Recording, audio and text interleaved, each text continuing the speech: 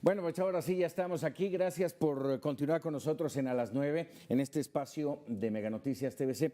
Vamos a hablar de un tema que seguramente a usted le importa. Hemos tenido una severa crisis de inseguridad en todo el país y a raíz de ello se originó la posibilidad y la necesidad de generar una ley de seguridad interna que le dé certeza a las Fuerzas Armadas en su actuar en cosas que no tienen que ver. Y bueno, justamente para platicar de ello, Juan Ibarrola, analista en seguridad. Gracias, Paco. Y especialista en Fuerzas Armadas. A ver, déjame preguntarte esto.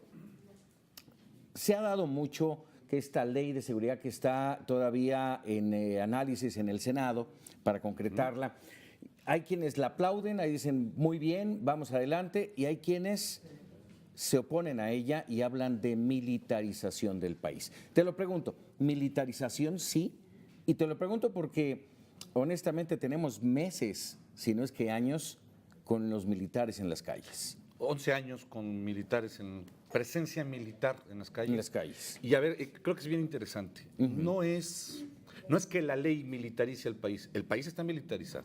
A ver, ¿quién da respuesta en materia de seguridad pública en este país? Los militares. ¿Quién da respuesta en materia de ayuda en casos de desastre? Los militares. Campañas de reforestación, salud, educación.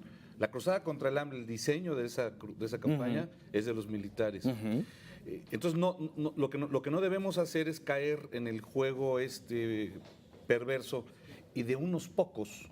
Paco, esto es muy importante.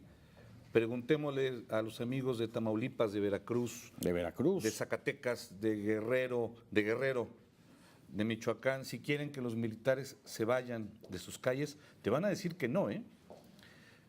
Por lo tanto, creo que la discusión no debe centrarse en si el país se militariza o no. Entendamos la militarización como un positivo para este país. Claro. Y déjame expresarlo de otra forma, lo hemos comentado tú y yo, Paco. Sí. ¿Cuántas veces han recuperado Ciudad Juárez los militares? Veracruz, Acapulco, Tijuana, La Paz. Se van, le regresan el espacio recuperado a la autoridad civil y lo vuelven a perder. ¿Qué cambia con esta ley? Muy importante, el responsabilizar a alcaldes y gobernadores de brindar la seguridad que el ciudadano reclama como primera exigencia. Hoy en día, los ciudadanos, su principal demanda es la seguridad. Además, una obligación de los gobernadores olvidada. No lo han hecho en años. Y querido Paco, pero tomemos en cuenta una cosa.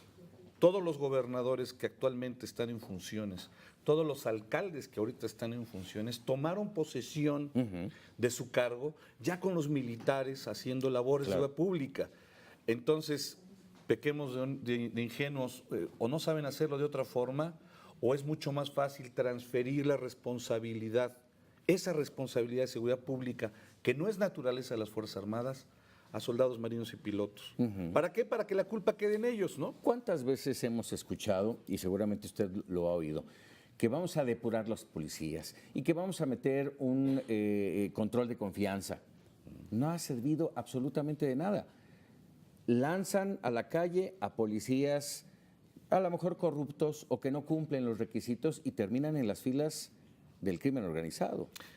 Paco, un policía desafortunadamente estatal o municipal en este país no tiene una ruta profesional clara, es decir, no puede pensar ingresar a una corporación policíaca y decir, como es el caso de los militares, aquí veo mi vida hasta el final de mi vida profesional. 2 de cada 3 policías en este país no saben ni siquiera que existe un ascenso dentro de la policía. Es decir, no hay una dignificación de la policía antes de la profesionalización, porque no puedes tener una parte profesional si no es digna. ¿Hay academias de policía, más allá de la que tenemos en la Ciudad de México? La de la Ciudad de México es la única que medio se salva, y en todas las demás de verdad es terrible, porque hay mujeres y hombres jóvenes que sí buscan o que todavía tienen ese sentimiento de poder ayudar a su comunidad, a los ciudadanos. No, Paco, es terrible. Hay municipios en este país que no tienen ni siquiera policías. Entonces, cuando te enfrentas a una circunstancia de este tipo, que es un círculo vicioso, pero también es un círculo perverso porque es autoridad civil, simple y sencillamente no se quiere hacer cargo. Ahora, ¿Qué va a hacer la Ley de Seguridad Interior? Responsabilizar a estos gobernantes, pero también acotar, esto es muy importante, acotar la función de las Fuerzas Armadas en materia de seguridad, es decir, cuándo, dónde, bajo qué escenario, bajo qué circunstancia pueden actuar, porque ya no puede ser, o sea. En este entorno, Juan, una de las quejas que se han dado en estos últimos años es el tema de los derechos humanos y la violación de los mismos por parte de elementos del ejército. Te pongo un claro ejemplo. No es información mía, es estadística de la Comisión Nacional de Derechos Humanos. La institución que más viola derechos humanos en México Sí. es el Instituto Mexicano del Seguro Social, y yo no veo la gente abocada en contra de los médicos.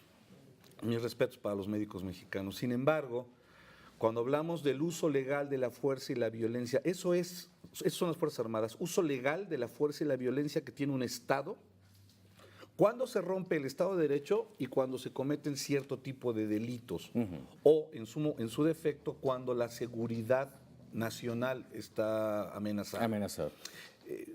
¿Qué pasa entonces? Tienes la actividad militar que en su momento, pues sí, salen a las calles a tratar de combatir una delincuencia poderosa, armada, grande. El número de elementos que tiene la delincuencia desafortunadamente es grande. Cada vez son más los jóvenes que quieren ingresar también por el otro lado a las filas de la delincuencia para vivir bien. Cada vez que se han violado derechos humanos por parte de soldados, marinos o pilotos, lo han pagado. Te pongo un ejemplo. En 10 años, 134,000 denuncias en contra de las Fuerzas Armadas por violación de derechos humanos, de las cuales solamente 128 se han hecho recomendaciones, menos del 0. Es muy bajo. Claro. No podemos hablar de violación sistemática de derechos humanos. Cuando ha pasado, pagan los militares. Pero esta ley va a ayudar, y déjame nada más, porque ya tenemos 2 segunditos para despedirnos. ¿Es buena la Ley de Seguridad Interior? ¿Es positiva? Por supuesto que sí, y es un gran inicio. Una ley de seguridad interior va a servir para que las instituciones estatales y municipales tengan fortaleza que hoy no la tienen. Hoy va a servir para darles la certeza jurídica que los militares necesitan para hacer su trabajo, pero va a responsabilizar a los gobernantes que hoy no lo están haciendo. Juan Ibarrola, un gusto como siempre, muchas gracias por estar con nosotros. No se vaya, quédense a las 9 un corte y volvemos.